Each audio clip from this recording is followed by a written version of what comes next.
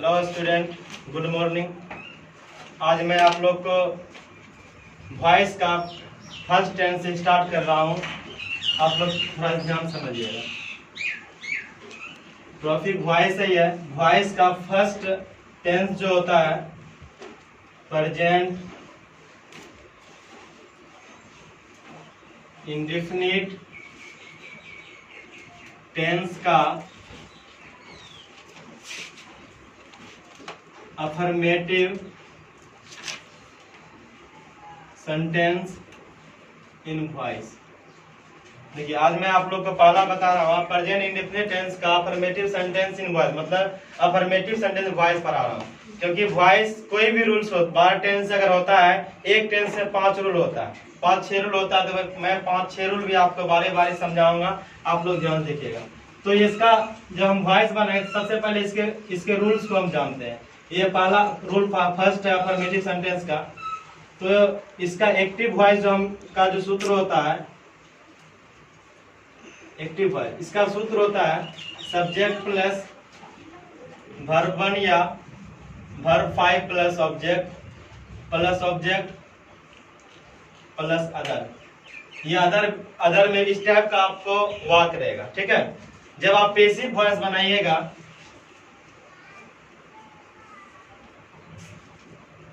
तो passive voice में क्या होगा, पहले आपको ऑब्जेक्ट लेना, उसके बाद याद रखिएगा ये वर्ब 1 या वर्ब 5 का आपको देना है इज या आर या एम। उसके बाद वॉइस में याद रखें हमेशा वर्ब 3 लगता है। वर्ब 1 या वर्ब 5 आपका ये चेंज किसमें हो जाएगा, वर्ब 3 में।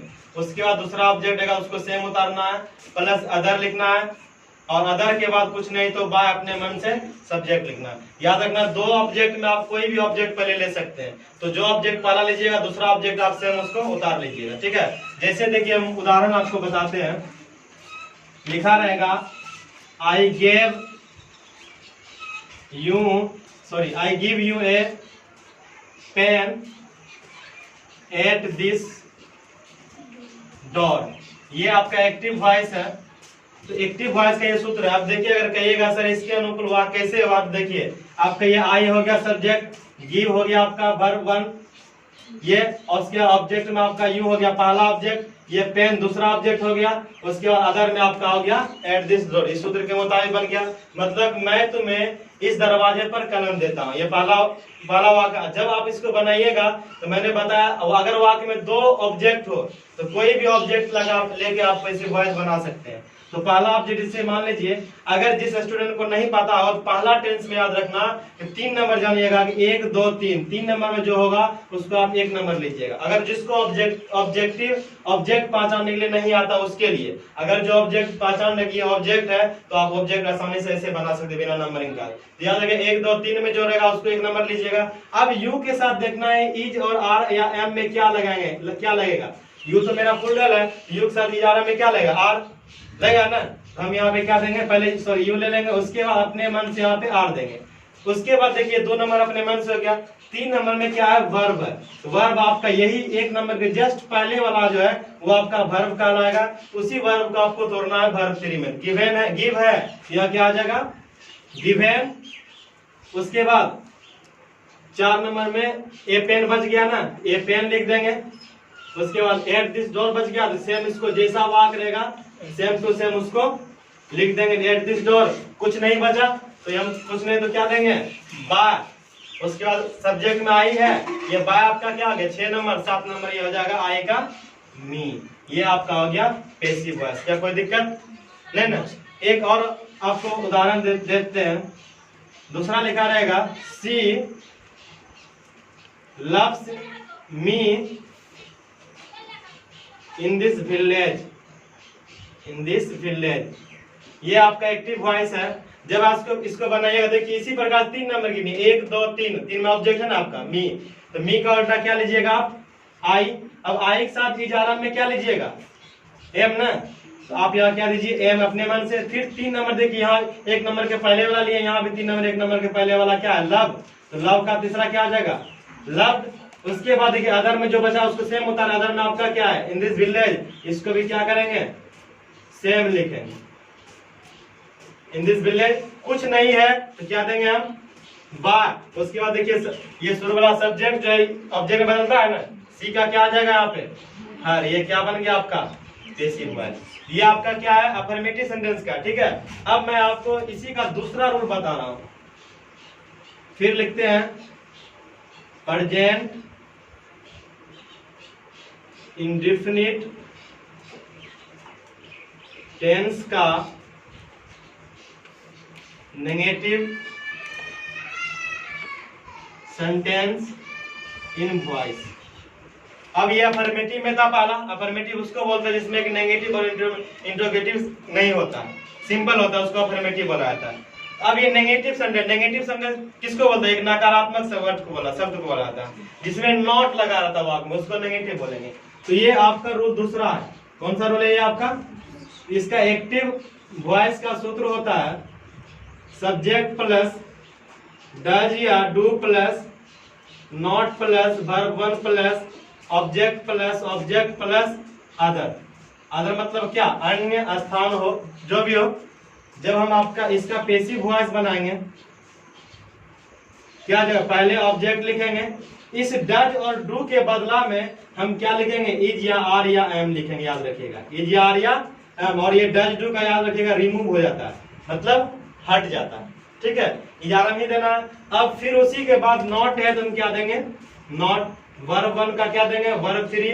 उसके बाद दूसरा ऑब्जेक्ट बच जाएगा ना, यानी ये दोनों में से आप एक ही लीजिएगा ना, जो बचेगा उसको क्या लीजिएगा, सेम लिखिएगा। उसके बाद अदर लिखिएगा, अदर रहेगा तो लिखेंगे, नहीं रहेगा तो नहीं लिखेंगे, कुछ नहीं तो क्या देंगे, बाय प्लस सब्जेक्ट। कभी कभी ऐसा होता है कि बाय नहीं भी लगता है, तो वो भी मैं आगे बताऊंगा।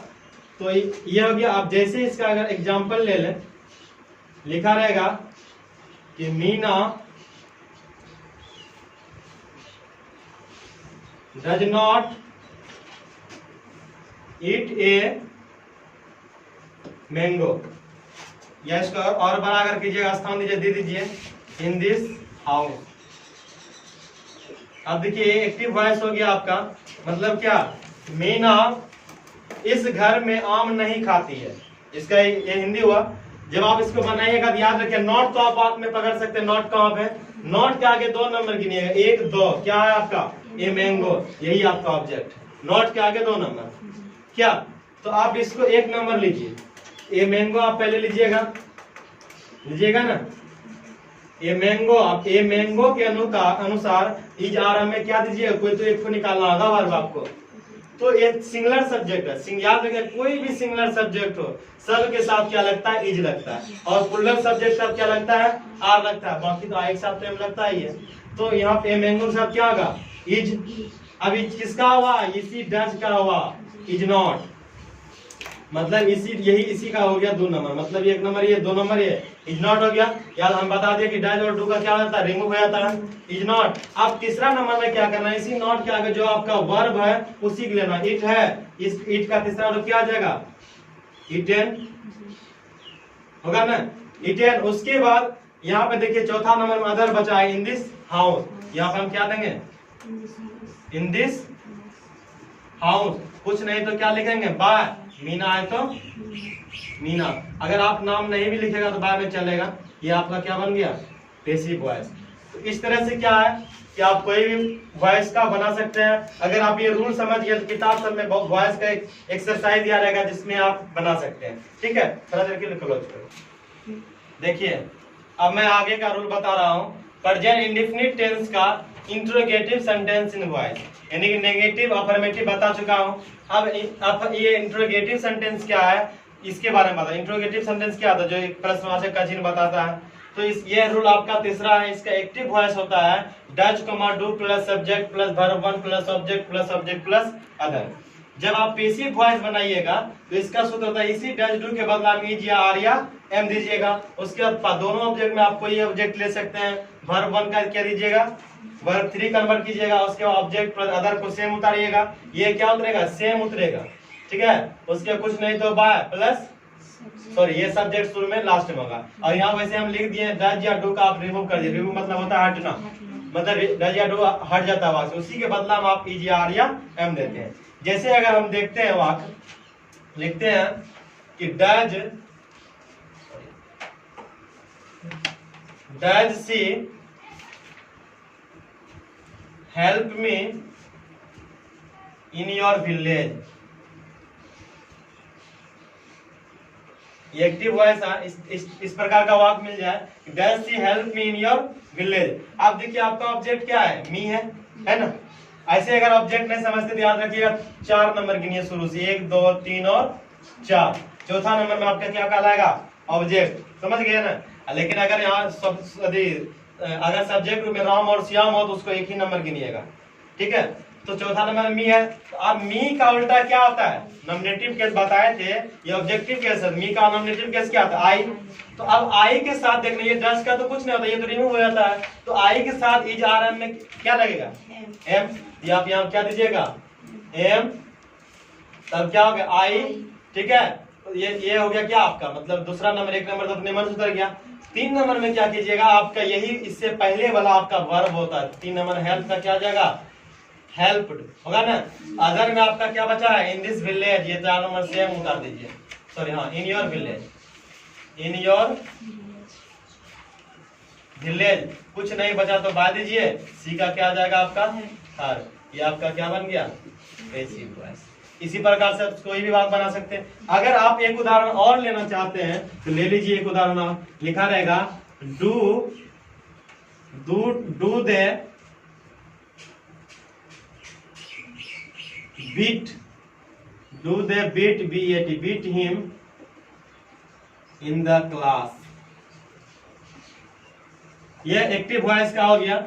जब आपको इसको पैसिव वॉइस बनाइएगा, अब देखिए चौथा नंबर में क्या आपका हिम है। हिम का नॉमिनेटिव केस क्या होता है, ही के साथ इज आरम में क्या लगेगा, इज लगेगा ना। तो क्या आ जाएगा, इज ही, ठीक ना। उसका यही बीट का तीसरा रूप क्या आ जाएगा, बीटेन होगा। अदर में क्या बचा, इन द क्लास, क्या लिखेगा, इन द क्लास। कुछ नहीं तो बाय, यही देगा, क्या आ जाएगा यहाँ पे, ये क्या बन गया आपका, पैसिव वॉइस बन गया। कोई दिक्कत नहीं। अब इसी का हम चौथा रूल बताएंगे।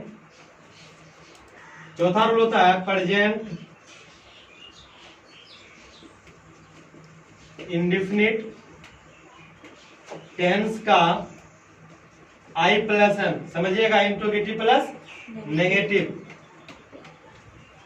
Sentence in voice. मतलब प्रेजेंट इंडेफिनिट टेंस का interrogative plus negative sentence in voice. मतलब आई को समझिएगा इंट्रोगेटिव है, एन को समझिएगा नेगेटिव है, ठीक है।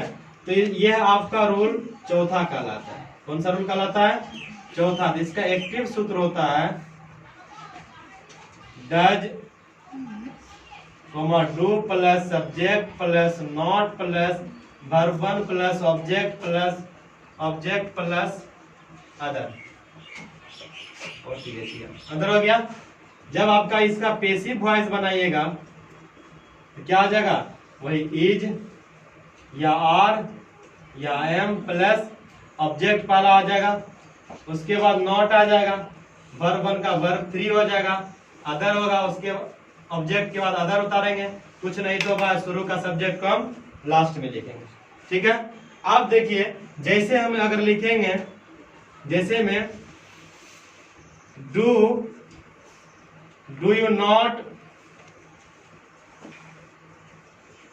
लव मी, ये देखिए आपका एक्टिव वॉइस हो गया। अब देखिए do you not love me, ये इंट्रोगेटिव प्लस नेगेटिव, मतलब क्या, डज डू निकल गया तो आपका पहले इंट्रोगेटिव हो गया। अगर उसी वाक्य में अगर आपका नॉट आ गया तो क्या आ गया, नेगेटिव। देखो डू निकल गया तो इंट्रोगेटिव, प्रश्न मार्क का चिन्ह ही है ना, उसी में आपका नॉट आ गया तो क्या आ गया, नेगेटिव। मतलब इंट्रोगेटिव प्लस नेगेटिव। जब आप फिर इंट्रोगेटिव प्लस नेगेटिव का पैसिव वॉइस बनाइएगा तो देखिए नॉट के बाद आपको 2 नंबर देखना, 1 2, क्या मी, इसमें देखिए स्थान नहीं है, नहीं ना, जो ऑब्जेक्ट है उसको देखना, मी है तो मी का उल्टा क्या था, आई के साथ इज आर में क्या लगेगा, यहाँ पे एम लगेगा ना। तो एम आई, जैसे आई लिखिए उसके सूत्र में देखिए नॉट है ना, ये आपका क्या आ गया, नॉट।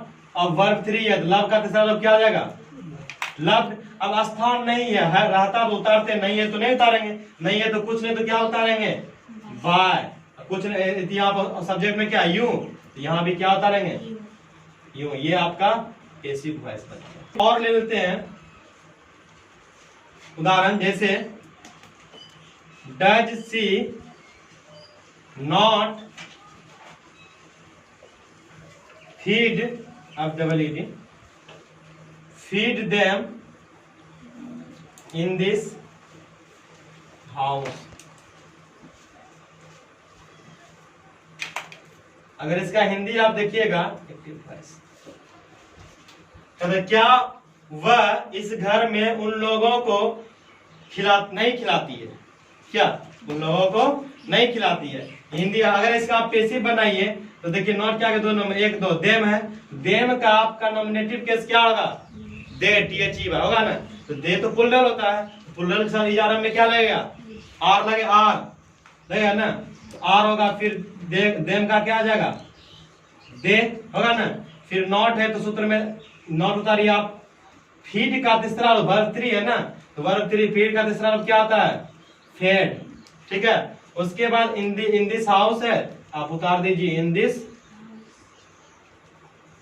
हाउस, कुछ नहीं तो क्या दीजिएगा, बाय, उसके बाद सी का क्या दीजिएगा, है। ये आपका क्या बन गया, पैसिव। अब देखिए इसी में एक और होता है व्हाई क्वेश्चन का प्रयोग। व्हाई क्वेश्चन में कुछ नहीं करना है, इसी के पहले आपका व्हाट व्हेन हुआ आ जाएगा। पैसिव में भी व्हाट व्हेन जो पहले क्वेश्चन वाक होगा उसी क्वेश्चन वाक को आप उतारिएगा, सेम टू सेम, ठीक है। क्योंकि इसका अगर मैं रूल लिखूंगा तो रूल में क्या होगा, आपको ज्यादा परेशान, अगर समय ज्यादा लगेगा आप रूल से एक वाक समझ आते हैं आपको। जैसे लिखा रहेगा, व्हाई डू आई नॉट, मान लीजिए हेल्प हिम, ऐसा वाक आ गया, ये व्हाई क्वेश्चन में एक्टिव वॉइस आ जाएगा। Why do I not help him, इसका वैसे सूत्र भी होता है, सूत्र आपको मतलब कि नहीं लिखा रहे हैं ताकि समय के बचाव के लिए। तो जैसे जो क्वेश्चन वाक होगा क्या आ जाएगा यहाँ पे, व्हाई। अब देखिए यहाँ नॉट क्या है, 2 नंबर, 1 2 हिम है, ही का उल्टा क्या होता है, ही के साथ इजारा में क्या लगेगा, इज है ना, यहाँ क्या आ जाएगा, इज ही, तब फिर नॉट देना आपको, ठीक है। हेल्प का तीसरा रूप क्या आ जाएगा, हेल्प, कुछ नहीं तो आप बाय दीजिए, आई का क्या दे दीजिए, मी। ये हो गया आपका पैसिव वॉइस। और याद रखिएगा कि इंट्रोगेटिव जब भी आ जाए ये प्रश्न मार्क का चिन्ह जो होता है आप नहीं छोड़िएगा। अगर एक भी प्रश्न मार्क का चिन्ह छोड़िएगा तो आपका एग्जाम में वो गलत हो जाएगा। तो इंट्रोगेटिव में आप प्रश्न मार्क का चिन्ह देना अनिवार्य है।